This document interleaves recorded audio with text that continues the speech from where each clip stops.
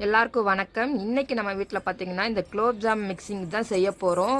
By one get one free. இது வாங்கிட்டு வந்தோம். ஹஸ்பண்ட் வந்து குலோப் ஜாம் சாப்பிடணும் போல இருக்குது, செஞ்சு கொடுன்னு சொன்னதுனால இப்போ இந்த மாவு வந்து நான் ஒரு பாக்கெட் எடுத்துக்கிட்டேன். இதில் வந்து பால் ஊற்றினா ரொம்ப சாஃப்டாக இருக்கும். அதனால் வெது வெதுன்னு இருக்க பால், அப்புறம் கொஞ்சமாக வந்து தண்ணி ஊற்றி நல்லா பிசைஞ்சிட்டு இதை வந்து சின்ன சின்ன உருண்டையாக பிடிச்சி வச்சுக்கிடுவோம். இப்போ பார்த்தீங்கன்னா 30 உருண்டை வந்திருக்கு.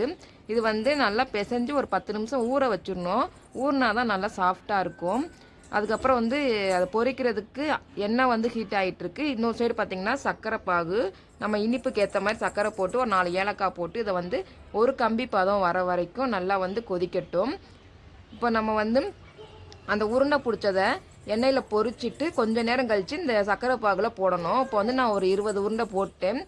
அடுத்து ஒரு 15 இது வந்து பார்த்திங்கன்னா இருக்குது. இது வந்து கொஞ்சம் பொன்னிறமாக ஆனதுக்கப்புறம் நம்ம வந்து சர்க்கரை பாகுக்கு லைட்டாக ஆற வச்சு அதை சேர்த்துட்டோம்னா நல்லாயிருக்கும்.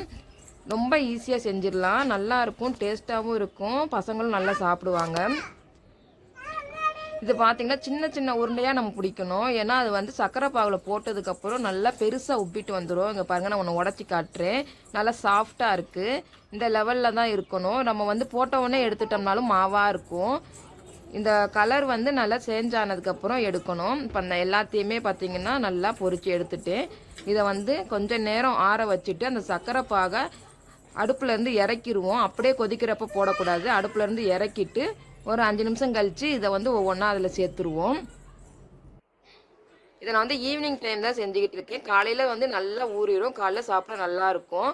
இப்போ நான் எல்லாத்தையுமே சேர்த்ததுக்கப்புறம் இதை வந்து நைட்டு வந்து பிளேட் போட்டு மூடி வச்சுருவோம். காலையில் பார்த்திங்கன்னா நல்லா பெருசு பெருசாக ஊறி வந்துடும். நீங்கள் வந்து சர்க்கரை தண்ணி நிறைய இருந்தால் தான் அது வந்து நம்ம தண்ணியோட சிலர் வந்து சாப்பிடுவாங்க, அவங்களுக்கு நல்லாயிருக்கும். கம்மியாக இருந்துச்சுன்னா எல்லாத்தையும் அது